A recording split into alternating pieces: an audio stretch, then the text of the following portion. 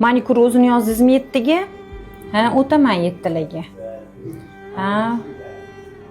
Bo'pti, xo'p. Voy, hali ovqat qilmadingizmi? Bolam 6 bo'lyapti. Qo'shnilar osh olib chiqsa, nima beramiz? Qo'shnilaringizni kafrini olganim yo'q-ku. Osh olib chiqsa bir-birinikiini almashtirib beravering. Men soat 7 da ketaman. O'zingiz bir nima tayinlab yersizlar. Menga qara, nima bo'lyapti? Yo'q, hech narsa. Soat 7 da ketar ekansan. Shu onam aytgan ovqatlarni ertaroq solib qo'ysang bo'lardi-yu. Sizlar tutgan ro'zani men ham tutganman. Meni ham qornim ochdi. Men uyda emas, ko'chaga chiqib bu narsa yemoqchi edim. O'zlari bir nima tayinlab yesalar bo'ladi-yu, o'zlarini eplab.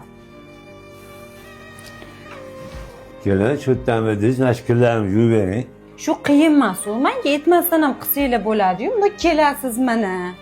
Mana kir mashina, ochasiz, bitta knopkani bosib yuborsangiz bo'ldi, yuvib beradi bir pasda.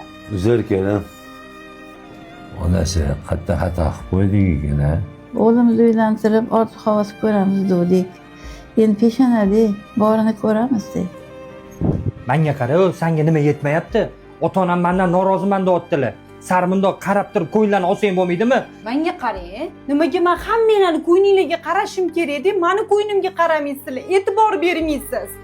Ha, jonimga tegib ketdi hammasi, tushunyapsizmi? Yo meni tanlang, yo ota-onangizni tanlang.